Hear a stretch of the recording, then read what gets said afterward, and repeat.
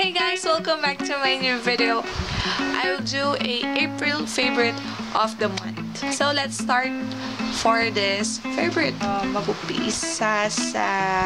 Ito yung pinaka-favorite ko. Tanan! Actually, nauubos na yung... Ito. Madalang ko na lang siya ginagamit kasi medyo expensive. One of my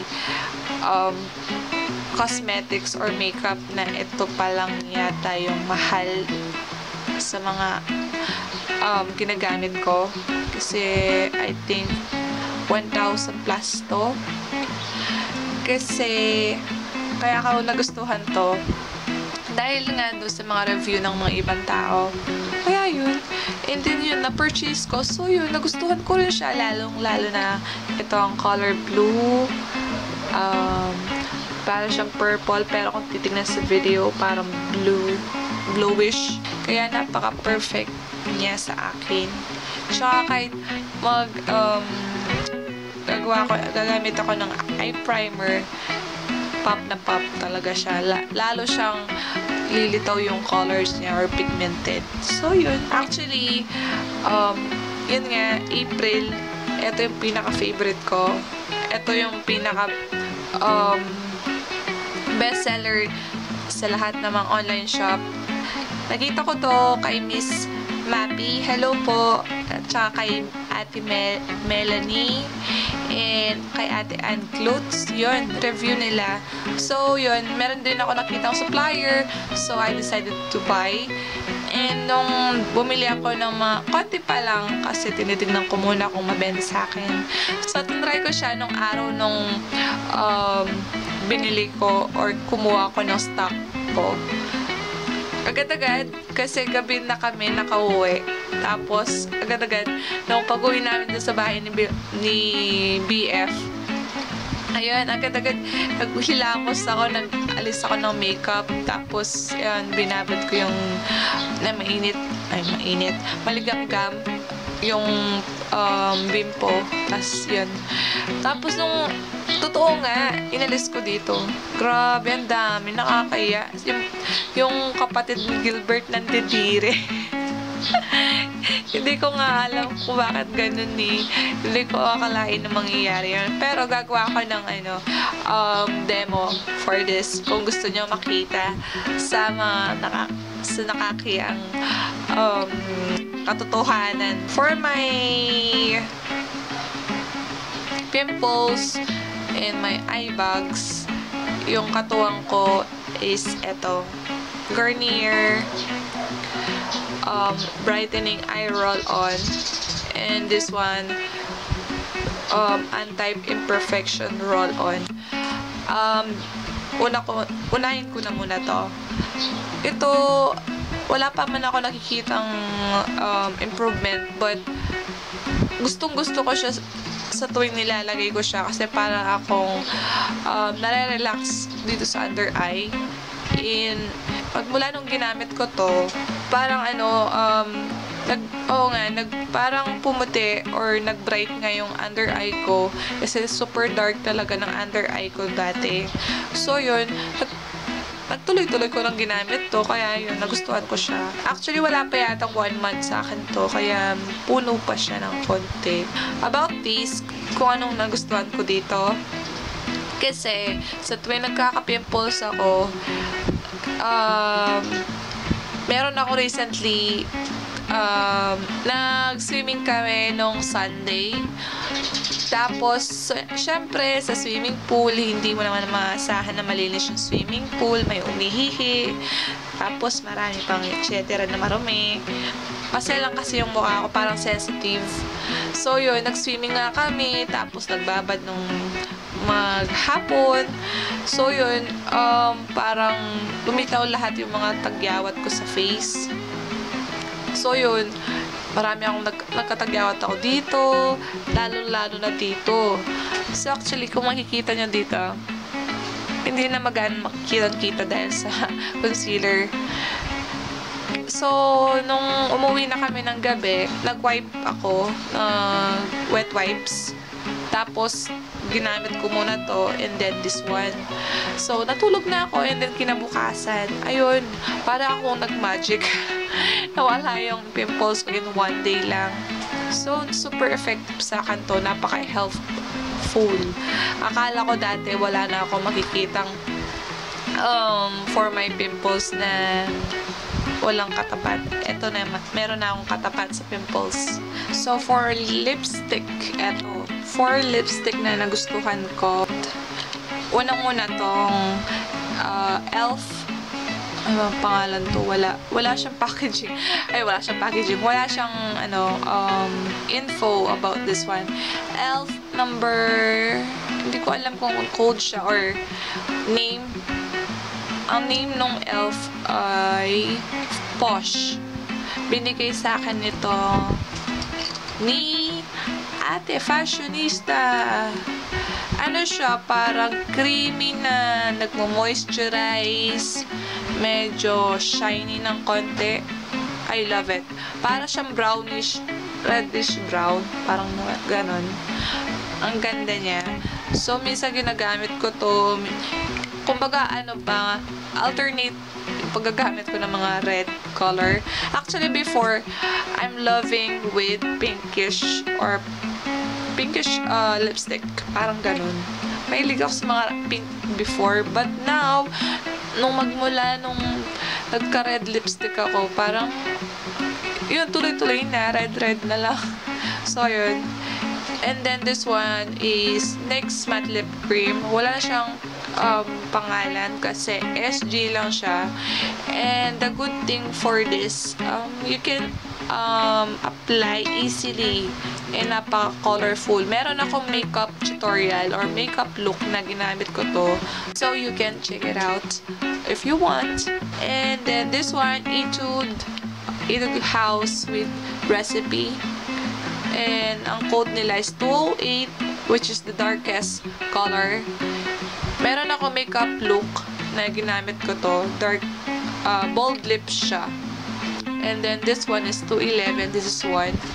This is my Rogue Flamboyant 211 or number 11 ang code niya. Ang difference lang niya is ito, medyo reddish color. So, as you can see. And then, this one is darkest konti. Ay, so, makakompare nyo kung ano yung pinaka-darkest. This one.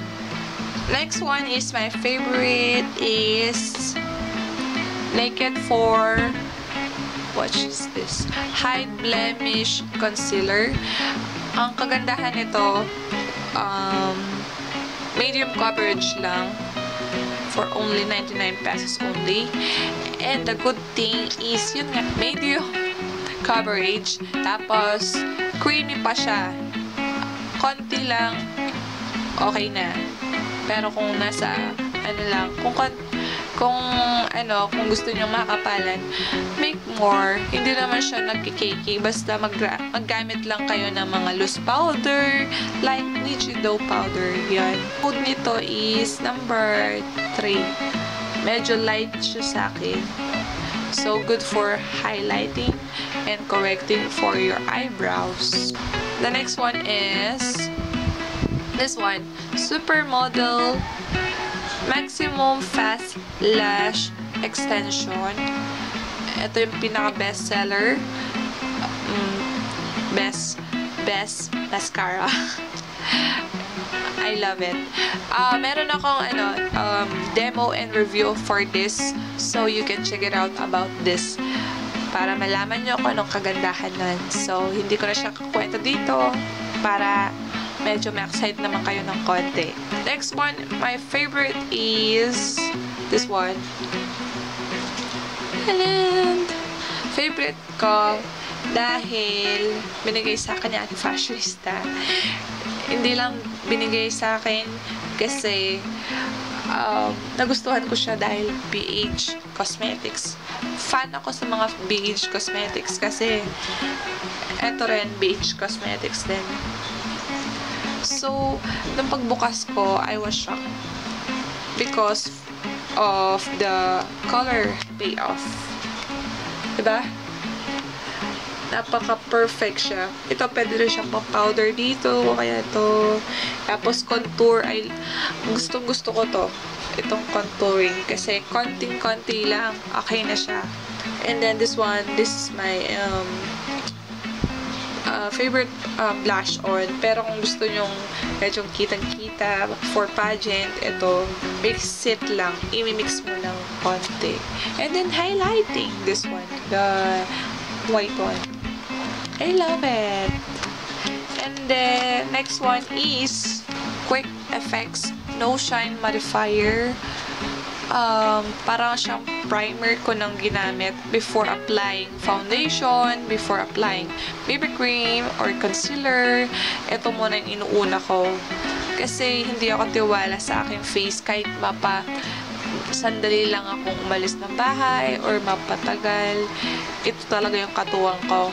Kasi hindi ako pwedeng umalis ng bahay. Kapag umalis ako ng bahay kahit 1 hour lang, naglalagay na talaga ako. Kasi totally, promise, oily ako dito. So ito, kahit 1 to 4 hours, hindi ako totally nag-oily. Pero depende sa kung mainit, kung malamig, ganun. Kapag malamig naman, medyo shiny yung face ko. Pero it's not kind of bother. Basta wag lang ako mag-oily. Favorite kong wet wipes is, or makeup remover is this one. Kita nyo ba? Collagen Makeup Remover Cleansing Towelettes. Gently cleanse, tone, remove makeup, and has a collagen and vitamin E. And the good thing is ideal for all skin types. Kaya nakagustuhan ko siya kasi nung tinry ko siya before, akala ko wet wipes lang siya. Yung, what I mean is, kapag in-apply mo lang or inalis mo na yung makeup, sticky, ganyan, di ba? Yung feeling, di ba? Parang wala lang, parang naghugas ka lang ng tubig, nagwash ka lang sa water, parang ganun, di ba? Pero dito, nagustuhan ko siya dahil na meron siyang collagen, tsaka vitamin E. I feel smooth, tapos nakaka-refreshing sa mukha. Parang ganun ba? So, yun, nagustuhan ko siya. Hindi ako nagka-rashes or nagka-pimples about this collagen makeup remover. Ang brand pala niya is Pure Derm. Yung pinaka-brand niya. And it costs, I think, 60 pesos or 70. Kumuha ko ng dalawa. Actually, ito wala na laman. So, nakitang-kita nyo naman. Ito yung bago. And then, next one is, my favorite is this one. Collection Lasting Powder. Perfection. Obviously naman, favorite ko siya dahil naubos na. Paubos na. Wala na siya sa center.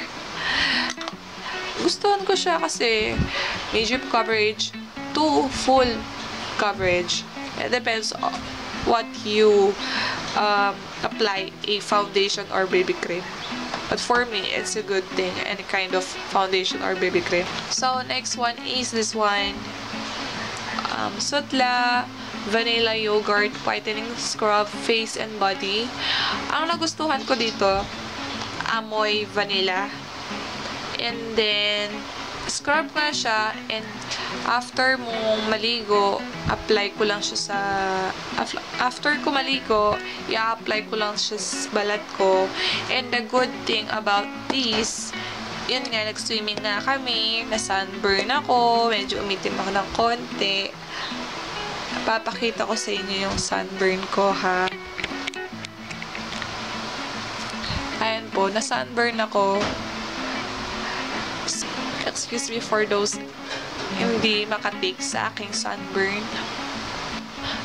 Pero hindi ako worry about my sunburn because why? Because of this Sutla Flawless Sutla Vanilla Yogurt Scrub. Kasi ito I tried before na to nung nag-beach kami.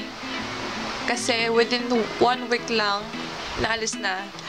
Ngayon, as of 3 days na ba? Ay, hindi.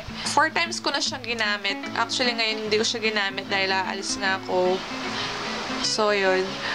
Ang kagandahan nito, pinipil niya yung sunburn mo at saka dito sa forehead ko na nagbabakbak na ng konti. So, inaalis niya yung pagka-sunburn. Kaya ito, nagustuhan ko siya. And then, after mong naligo, after mong na-rinse ito sa balat, ang bango sa skin mo kasi amoy kang vanilla. Konti na lang kainin ka na, joke. So, yun, the rest of my favorites, sana nagustuhan nyo at nakatulong ako or nagka-idea kayo about my favorites. So, yun, just comment down below if you have any comment or suggest or recommend any videos. So, thank you for watching and see you in my next video. Bye!